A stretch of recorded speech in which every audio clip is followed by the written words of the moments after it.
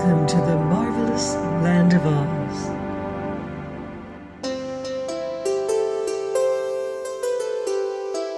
I'm Mardell, reading The Scarecrow of Oz by L. Frank Baum.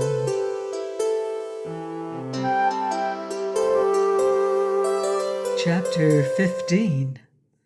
Trot Meets the Scarecrow.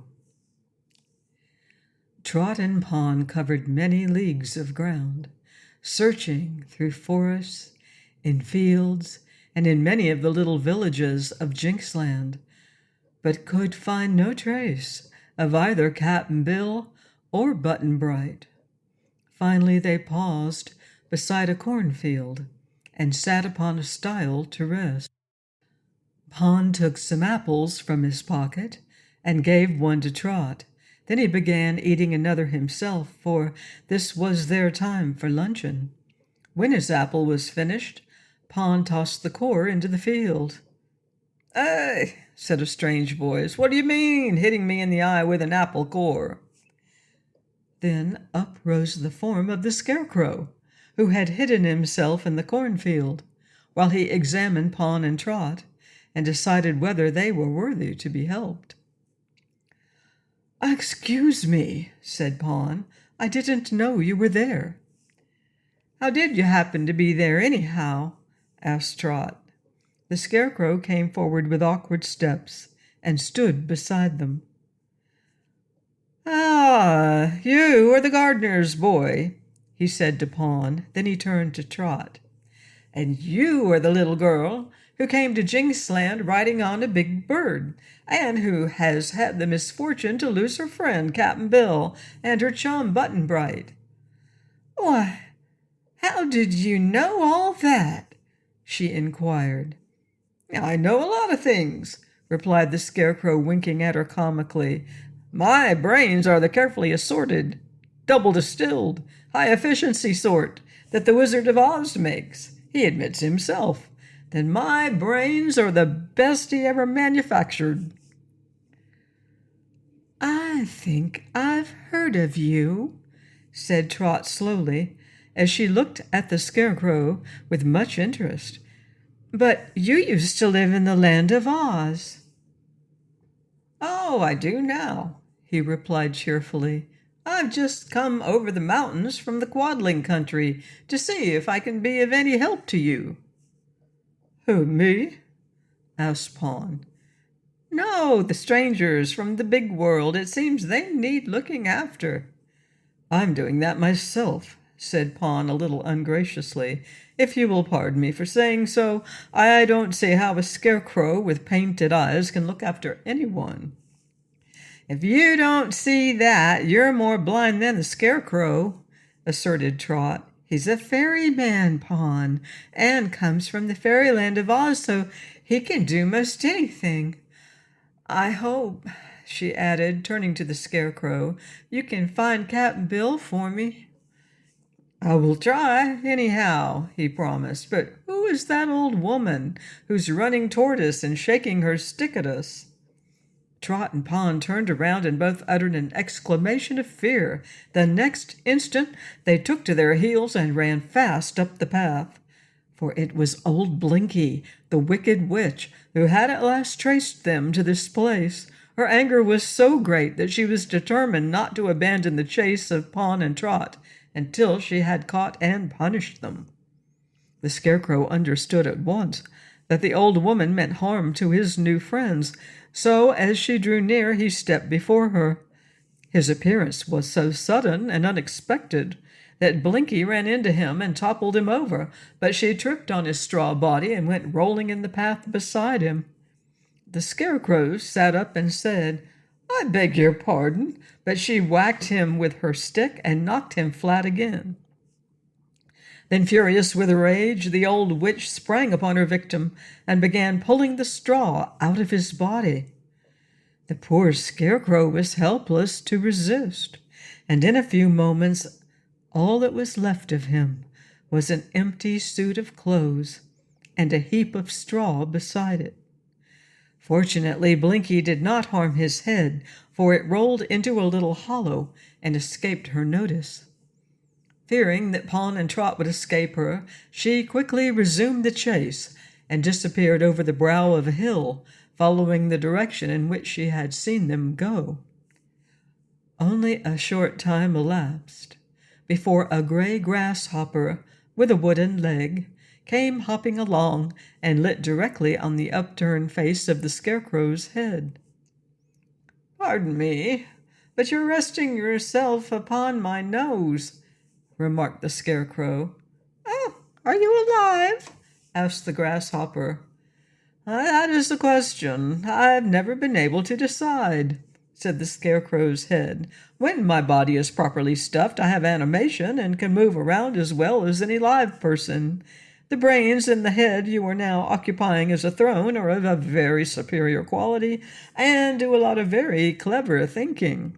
But whether that is being alive or not, I cannot prove to you, for one who lives is liable to death, while I am only liable to destruction."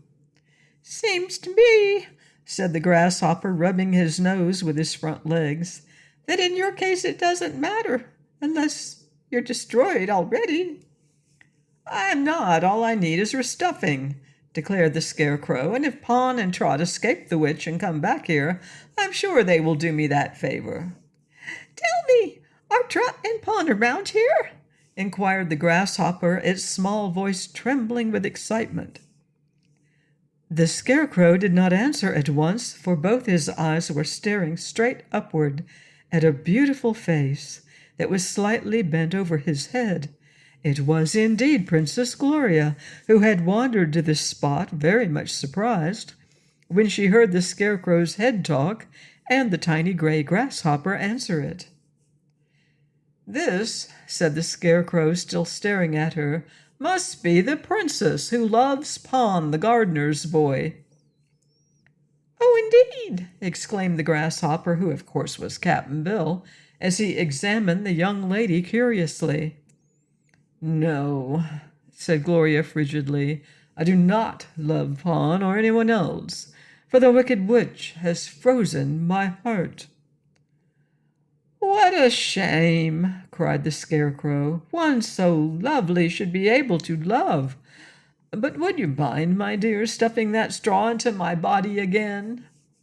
The dainty princess glanced at the straw and at the well-worn blue munchkin clothes and shrank back in disdain.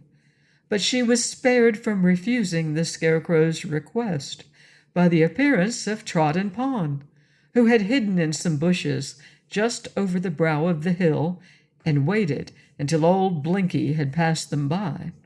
Their hiding place was on the same side as the witch's blind eye, and when she rushed on in the chase of the girl and the youth, she was not aware that they had tricked her. Trot was shocked at the Scarecrow's sad condition, and at once began putting the straw back into his body. Pawn, at the sight of Gloria, again appealed to her to take pity on him, but the frozen-hearted princess turned coldly away, and with a sigh the gardener's boy began to assist Trot.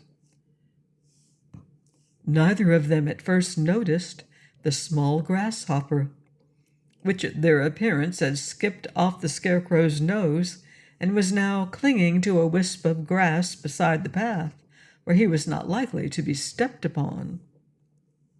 Not until the Scarecrow had been neatly restuffed and set upon his feet again, when he bowed to his restorers and expressed his thanks, did the grasshopper move from his perch.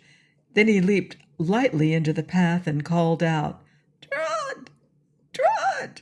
Look at me! I'm Cap'n Bill! See what the wicked witch has done to me!" The voice was small, to be sure, but it reached Trot's ears and startled her greatly. She looked intently at the grasshopper, her eyes wide with fear at first, and then she knelt down, and noticing the wooden leg, she began to weep sorrowfully. "Oh, Cap'n Bill! Dear Cap'n Bill! What a cruel thing to do!" she sobbed. "Don't cry, Trot," begged the grasshopper. "It didn't hurt any. and it doesn't hurt now, but it's mighty inconvenient and humiliating to say the least." "I wish," said the girl indignantly while trying hard to restrain her tears, "that I was big enough and strong enough to give that horrid witch a good beating. She ought to be turned into a toad for doing this to you, Cap'n Bill." "Never mind," urged the Scarecrow in a comforting voice. "Such a transformation doesn't last always, and as a general thing there's some way to break the enchantment. I'm sure Glinda could do it in a jiffy." "Who is Glinda?" inquired Cap'n Bill. Then the Scarecrow told them all about Glinda, not forgetting to mention her beauty and goodness, and her wonderful powers of magic. He also explained how the royal sorceress had sent him to Jinxland especially to help the strangers whom she knew to be in danger because of the wiles of the cruel king and the wicked witch. Please join me next time for more exciting adventure in The Scarecrow of Oz by L. Frank Baum. Goodbye for now. See you in Oz.